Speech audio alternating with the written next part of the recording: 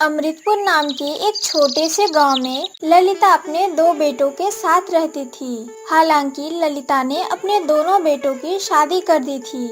उसने घर में बहुएं ला रखी थी, लेकिन उसकी बड़ी बहू बहुत काली थी परंतु गुणवती थी और उसकी छोटी बहू बहुत सुंदर और रूपवती थी, लेकिन अपनी सुंदरता को लेकर उसे बहुत घमंड था।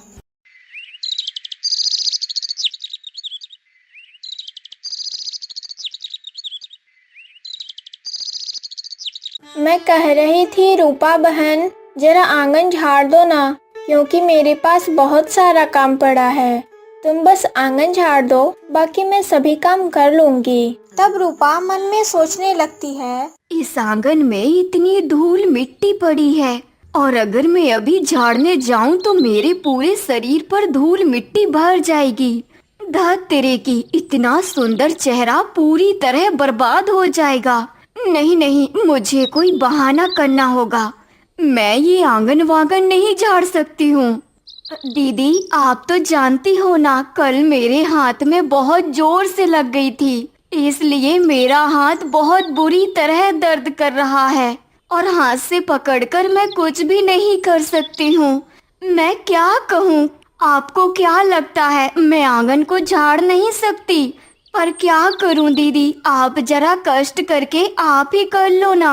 अच्छा फिर ठीक है रूपा, तो मैं सारे काम कर लूंगी। मुझे तो पता नहीं कि तुम्हारे हाथ में चोट कैसे लग गया। ठीक है बहन, तुम चिंता मत करो, मैं एक एक करके सारे काम कर लूंगी। अगर तुम मुझे जरा मदद कर देती तो मेरे काम थोड़े कम हो जाते, वरना घर में तो बहुत सारा काम पड़ा है। लेकिन कोई बात नहीं, तुम जाकर आराम करो, मैं सब कर लूंगी। रूपा झूठी बातों का बहाना बनाकर वहां से चली जाती है। फिर राधिका घर के सारे काम एक एक करके करने लगती है।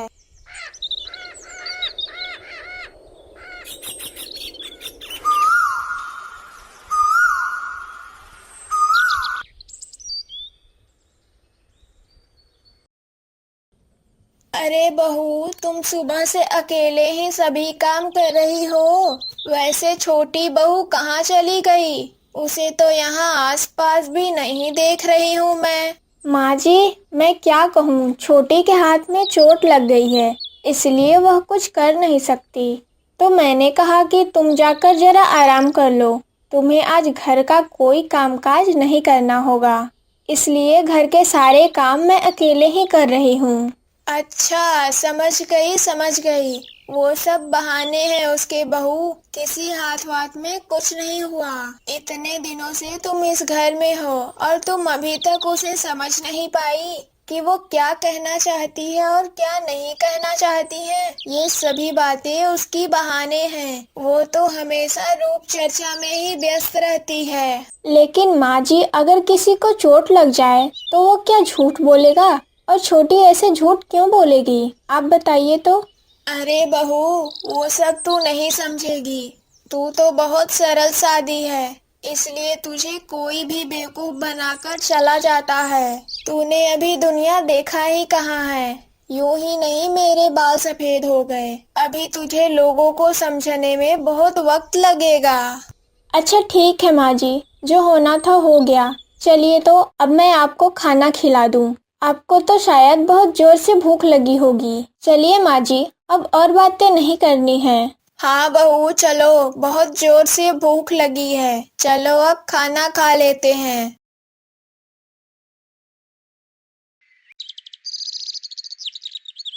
ये जी, सुन रहे हो, इस गांव में सबसे ज्यादा सुंदर कौन है, बोलो तो। अरे भाग्यवान, ये कैसा सवाल कर रही हो, बताओ तो। अरे बोलो ना, इस गांव में सबसे ज्यादा रूपवती कौन है, बोलो तो। भाग्यवान, इस गांव में तुम सबसे ज्यादा सुंदर हो। तुमसे ज्यादा रूपवती कोई है ही नहीं। हाँ, फिर ये भी जान लीजिए, मुझसे ज्यादा सुंदर कोई और हो भी नहीं सकता। पता नहीं माँ ने तुम में ऐसा क्या देखा जो तुम्हारे साथ मेरा ब्याह करा दिया। ये कौन जानता है, मैं तुमसे और अच्छा लड़का पा सकती थी, समझे? क्योंकि मैं इतनी सुंदर हूँ कि कोई भी लड़का मुझे देखते ही पसंद कर लेता। क्यों भाग्यवान, ये सब तुम कैसी बातें कर रही हो? क्या मैं दिखने में बुरा हूँ या मुझ में कोई कमी है? बोलो तो जरा। हाँ, जाओ ना, जरा शीशे के सामने खड़े होकर अपना चेहरा देखो, तब समझ आएगा तुम मेरे साथ बिल्कुल नहीं जचते, समझे? तुम कहाँ और मैं कहाँ, पता नहीं माँ ने किस दुख में तुमसे मेरा ब्याह किया, ये कौन जानता है भला। देखो भाग्यवान, इतना ज्यादा रूप का घमंड करना अच्छा नहीं है। आज तुम्हारा रूप है तो कल नहीं भी हो सकता है, लेकिन इंसान के मन और गुण ज्यादा अच्छा होना चाहिए। लेकिन वो तो तुम्हारे मन में है ही नहीं। सारा दिन बस रूप चर्चा में बैठी रहती हो। ये सुनो, मेरे सामने बिल्कुल बकवास बातें मत करना। तुम्हारा भाग्य अच्छा है कि तुम्हें मेरी जैसी इतनी सुंदर लड़की मिल गई, नहीं तो उस दीदी जैसी काली भूतनी तुम्हारी किस्मत में होती, समझे? क्यों, तुम्हारे रूप को धुलकर मैं पानी पी जाऊं क्या? हाँ, वो तो तुम पी ही सकते हो। अगर तुम्हारा चेहरा मेरे जैसा सुंदर हो जाए तब तुम कहना, ठीक है? जब तुम मुझे लेकर घर से निकलते हो तब आसपास के लोग मेरे रूप की तारीफें करते हैं। क्यों, तुम्हें अच्छा नहीं लगता क्या? चलो हटो तो, अब मुझे सोने दो। हर वक्त रूप रूप और रूप, सारा दिन घर में बैठकर बस यही करती रहती हो। कल मुझे उठना है, अब मैं सोता हूँ। हाँ, वही तो, मैं जरा सुंदर हूँ तो सब मेरे रूप को लेकर कितने जलते हैं।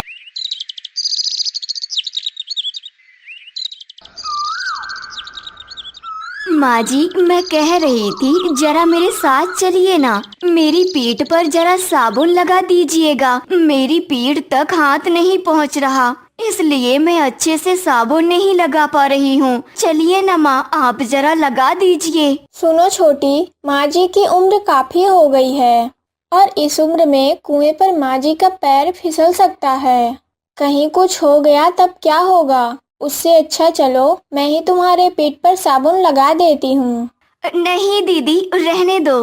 तुम्हारे उस काले शरीर से अगर तुम मेरे शरीर को छुओगी तो पता नहीं मैं भी तुम्हारी तरह काली हो गई तो। नहीं नहीं बाबा, तुम्हारे हाथ से मैं साबुन नहीं लगवाऊंगी। छोटी बहू, ये तो क्या बोल रही है?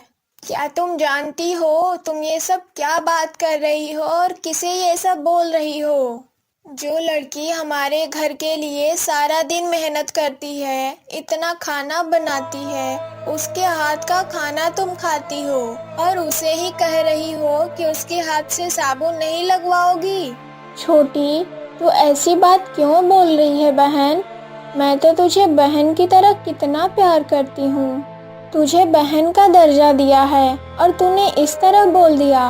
मैं क्या करूँ बोल? अगर भगवान ने मुझे काले रूप में भेजा है तो मैं उसमें क्या कर सकती हूँ? क्या मैं अपनी मर्जी से काली हुई हूँ? कौन सी लड़की अपनी मर्जी से काली होना चाहेगी? बताओ, इस दुनिया में काली को कोई पसंद नहीं करता है और तुमने भी मुझे इस तरह बोल दिया। क्या दीदी, मैंने तो सही बात ही कही है। एक बार शीशे में जाकर अपना चेहरा देखो ना, तब समझ आएगा कि तुम कितनी काली हो। और हाँ, रहने दो, किसी को इतना साबुन लगाने की जरूरत नहीं है मुझे, मैं खुद ही लगा लूंगी। ये सारी बातें सुनाकर रूपा वहाँ से चली जाती है। माँ, आप बताइए ना, अगर मैं काली हूँ तो क्या ये मेरा दोष है? क्यों सब मेरे साथ ऐसा व्यवहार करते हैं? काले होने से क्या वे इंसान नहीं हैं? बहू, तुम उसकी बातों से दुखी मत हो। उसकी तो अभी अकल ही नहीं आई है कि कहाँ क्या बात बोलनी है। तुम चुप रहो, मैं तो जानती हूँ कि तुम कैसी हो। माँ जी, जब बाहर के लोग काला बोलते हैं वो तो समझ आता है, लेकिन जब घर के ही लोग काला कहकर अपमान करते हैं तब वो बहुत दुखदाई होता है माँ, बहुत दुखदाई। बचपन से ही सुनते आ रही हूँ, मैं काली हूँ, मैं काली अपशकुनी हूँ। लेकिन क्यों माँ? समाज में ऐसा क्यों होता है कि काले लोगों को क्यों महत्व नहीं दिया जाता? दुखी मत हो बड़ी बहू, एक दिन छोटी बहू अपनी गलती समझ जाएगी। तुझे कितना दुख हो रहा है ये मैं समझ सकती हूँ और तुम्हें जो गुण है वो मैं जानती हूँ। भगवान ने शायद तुमको रूप नहीं दिया, लेकिन तुम्हें सभी गुण देकर भेजा है। राधिका के गहरे रंग की वजह से रूपा जब तब राधिका को ताने मारती थी। इस तरह काफी दिन बीत जाते हैं। मैंने ऑनलाइन देखा है वो सब क्रीम व्रीम लगाकर कितनी साफ हो रही हैं और मैं बिना कुछ लगाई इतनी सुंदर हूँ, तो अगर मैं वो लगाऊं तो और कितनी सुंदर हो जाऊंगी। हाँ, एक बार लगाकर देखना होगा। आज मेरे पति जब आएंगे तब मैं उन्हें मनाकर वो क्रीम खरीद कर ले आऊंगी, तब मैं और ज्यादा सुंदर हो जाऊंगी। फिर राधिका रूपा को बाहर से बुलाने लगती है। रूपा, ओ रूपा, कहाँ चली गई? जरा बाहर आ बहन। अरे धत तेरे की, मुझे तालाब के किनारे जाना बिल्कुल अच्छा नहीं लगता। ये काम करती हूँ, दीदी के साथ जाती हूँ। अगर तालाब के किनारे कोई होगा तो वो मेरे सुंदर चेहरे की तारीफ करेगा। फिर तो चलती हूँ।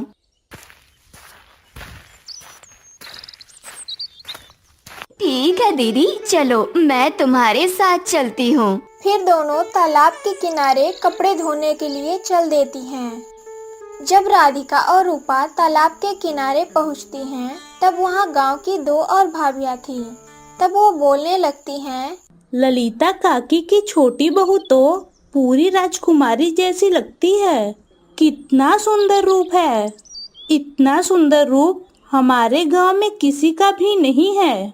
इतनी सुंदर कि मैं क्या कहूँ। हाँ दीदी, आप बिल्कुल ठीक बोल रही हो। ललिता काकी की बड़ी बहू को देखो, हांडी के पीछे जैसा काला रंग होता है वैसा ही लग रही है। और इधर छोटी बहू का रंग देखो, सोने जैसा चमक रहा है। वाह, कितना सुंदर लग रहा है। वैसे ओ छोटी बहू, ऐसा रंग तुमने कैसे बनाया? बोलो तो जरा, हमें भी तो बताओ। अरे ये सब क्या बोल रही हो आप? ऐसा रूप तो स्वयं भगवान ने मुझे दिया है। और हाँ, मैं बिना कुछ लगाई ही इतनी सुंदर हूँ। तो जरा ये बताइए, अगर मैं कुछ लगाऊं तो कितनी सुंदर दिखने लगूंगी? अरे छोटी बहू, तुम्हें कुछ लगाने की जरूरत नहीं है। तुम बिना लगाए ही इतनी सुंदर हो। जरूरत तो तुम्हारी जेठानी को है। तुम ऐसा करो, कोई क्रीम व्रीम लाकर अपने जेठानी को दो। बेचारी अपने चेहरे और शरीर का रंग थोड़ा बदल ले। हाँ, बस वही बाकी था। दीदी चाहे कितना भी कुछ लगाए, दीदी का रंग काले से सफेद नहीं होने वाला, ऐसा ही रह जाएगा। देखो छोटी, भगवान ने मुझे जो रंग देकर धरती पर भेजा है, मैं उसी के साथ अच्छी हूँ और मैं इसे ही रखना चाहती हूँ। मुझे ज्यादा शौक नहीं है गोरा होने का, और हाँ, मुझे किसी चीज को लगाने की जरूरत भी नहीं है। रहने दो दीदी, तुम्हें और बोलने की जरूरत नहीं है। ये जो तुम ऊपरी मन से बोल रही हो ना, मैं वो सब जानती हूँ। और हाँ, तुम जो मेरी सुंदरता को देखकर जलन करती हो ना, वो भी मैं अच्छे से जानती हूँ। ये सब तू क्या बोल रही है छोटी? तुम्हारे रूप को देखकर मैं जलन क्यों करूँगी, बताओ तो।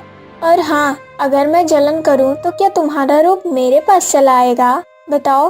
राधिका की बातें सुनकर रूपा कोई बात नहीं बोलती। फिर राधिका सारे कपड़े लत्ते धोकर घर जाने के लिए रवाना हो जाती है। भगवान ने मुझे जो रूप देकर भेजा है, मैं उससे खुश हूँ। पता नहीं लोगों को मेरे इस रंग से क्या परेशानी है। मैं जहाँ भी जाती हूँ, हर जगह रूप की ही चर्चा होती है। क्यों? जो काले हैं, क्या वे इंसान नहीं हैं? जिनके पास रूप है, उन्हें इतना घमंड क्यों है, ये कौन जानता है। राधिका को सभी की बातें बहुत दुख पहुंचाती हैं, लेकिन राधिका सबके सामने कोई बात नहीं बोलती। वो मुंह बंद करके वहां से चली जाती थी। इस तरह काफी दिन बीत जाते हैं। अच्छा सुनो ना, मैं कह रही थी मेरे लिए कुछ क्रीम ला दोगे? मैंने वो वीडियो में देखा है, वो लोग क्रीम लगाकर कितनी सुंदर हो रही हैं, तो मैं भी एक बार लगाना चाहती हूँ। ला दो ना, ला दोगे ना? क्यों भाग्यवान, तुम तो वैसे ही सुंदर हो, तो फिर क्रीम लगाने की क्या जरूरत है? देखो, क्या तुम नहीं चाहते हो कि तुम्हारी बीबी जरा सुंदर हो? सब उसकी कितनी तारीफ करेंगे। और हाँ, मैं इतना जो कुछ भी करती हूँ सिर्फ तुम्हें दिखाने के लिए ही करती हूँ। क्या तुम मेरे लिए इतना भी नहीं कर सकते? अच्छा ठीक है, तुम इतनी चिंता मत करो। क्या क्या लाना है एक बार तुम उसे कागज पर लिखकर मुझे दे दो, मैं वो खरीद कर ला दूंगा, ठीक है? रूपा अपने पति के मुंह से ऐसी बातें सुनकर बहुत खुश हो जाती है।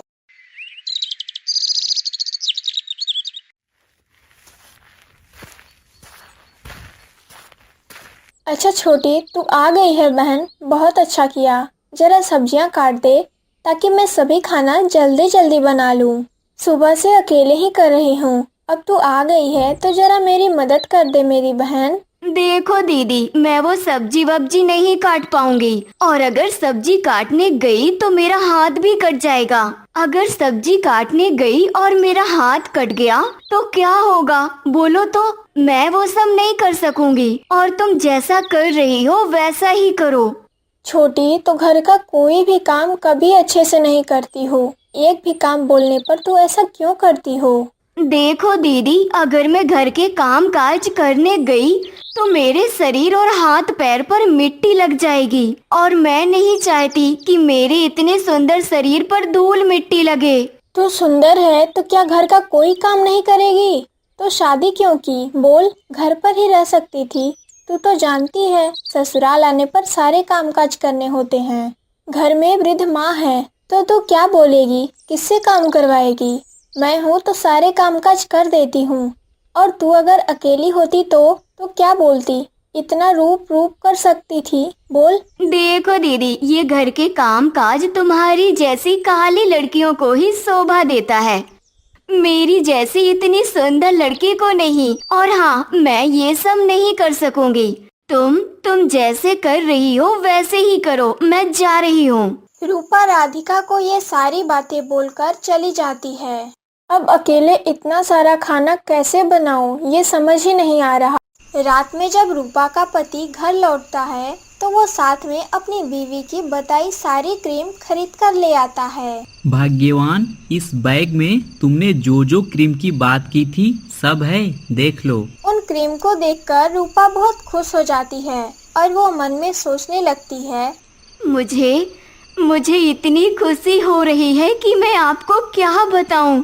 मेरे पति मेरे लिए क्रीम खरीद कर ले आए। आज रात ही क्रीम लगाकर सो जाऊंगी और कल से और ज्यादा सुंदर हो जाऊंगी। ओहो। फिर रूपा उन क्रीम को अपने चेहरे, शरीर, हाथ पर लगाकर सो जाती है। जब रूपा सुबह नींद से उठती है तो देखती है उसके सारे शरीर और चेहरे पर बड़े बड़े घाव जैसे निकल आए हैं। अरे, मेरे सारे शरीर, चेहरे, हाथ पैर पर ये सब क्या निकल आया? इन सब की वजह से मेरा पूरा शरीर खराब हो गया है। अब मैं किसी को अपना मुंह भी नहीं दिखा सकूंगी। मेरे साथ ये सब क्या हो गया? फिर राधिका एक वैद्य जी को बुला कर लाती है। वैद्य जी रूपा को देखने के बाद कुछ जड़ी बूटियां देते हैं और वे बोलते हैं, इन जड़ी बूटियों को पीसकर घाव वाली जगह पर लगाना होगा। दीदी, तुम मेरे शरीर पर अपने हाथों से दवा लगाओगी?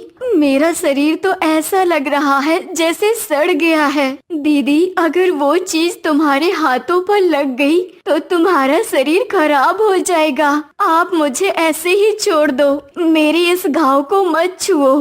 धत पगली, इन सब से मैं नहीं डरती, और तू तो मेरी बहन है। तुझे आज इतना बड़ा कष्ट है और मैं ऐसे ही तुझे छोड़ दूं? मुझे जो होना होगा होता रहे, जब होगा तब देखा जाएगा। लेकिन तुझे पहले ठीक होना है, मैं तुझे ऐसे नहीं देख सकती बहन। दीदी, मैं समझ रही हूँ, मैंने हमेशा आपका कितना अपमान किया, आपको कितनी खरी खोटी बातें सुनाई हैं, आपके रंग को लेकर कितना मजाक उड़ाया है, और आज देखो भगवान ने मुझे वैसे ही बना दिया है। छोटी बहू, तू बिल्कुल चिंता मत कर। तुमने अपनी गलती समझ ली है, यही बहुत है। और हाँ, अब तो देखना, तू बहुत जल्दी ठीक हो जाएगी। तुम बिल्कुल चिंता मत करो। बहन, अब तू चुप हो जा। मैं अब इन जड़ी बूटियों को लेकर तेरे शरीर पर हर जगह लगा देती हूँ। देखना कुछ ही दिनों में तो फिर से ठीक हो जाएगी। फिर राधिका उन जड़ी बूटियों को लेकर रूपा के सारे शरीर पर धीरे धीरे लगा देती है। इस तरह काफी दिन बीत जाते हैं और हर दिन लगाने से रूपा पूरी तरह ठीक सामान्य पहले जैसी हो जाती है। दीदी, ये सब कुछ आपके कारण हुआ है और अगर आप नहीं होती तो शायद मैं आज अपने पहले वाले रूप में वापस नहीं आ सकती। आपको क्या बोलकर धन्यवाद दूं? अगर धन्यवाद दिया तो बहुत छोटा होगा। मैं आपको धन्यवाद देकर छोटा नहीं करना चाहती।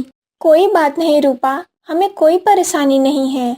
तुम जो पूरी तरह ठीक हो गई हो, यही मेरे लिए खुशी की बात है। दीदी, मैंने अपनी गलती समझ ली है। मुझे माफ कर दो। और आज मैं समझ गई कि रूप का होना हर वक्त कुछ नहीं होता, गुण होना भी जरूरी है और वो तो आप में है दीदी। अब मुझे समझ आ रहा है कि आपको इतने दिन कैसा दुख हुआ होगा। आज के बाद मैं आपके रंग को लेकर कोई बात नहीं बोलूंगी। अगर कोई बोलेगा तो सबसे पहले मैं सामने खड़ी हो जाऊंगी। बहन, तुझे मैं और क्या बोलूं? तू तो मेरी छोटी बहन है और तुझ पर मैं क्यों नाराज रहूं? बोल। और हाँ, तूने जो अपनी गलती समझ ली है, यही मेरे लिए बहुत कुछ है। राधिका और रूपा इसके बाद से खुशी खुशी जिंदगी बिताने लगती हैं और गांव में अगर कोई राधिका के रंग को लेकर बात बोलता था तो ढाल बनकर रूपा ही सामने खड़ी हो जाती थी। अगर आपको हमारी यह कहानी पसंद आई हो तो और नई अधिक कहानियों के लिए इस वीडियो को लाइक करें, शेयर करें और हमारे चैनल को सब्सक्राइब करें।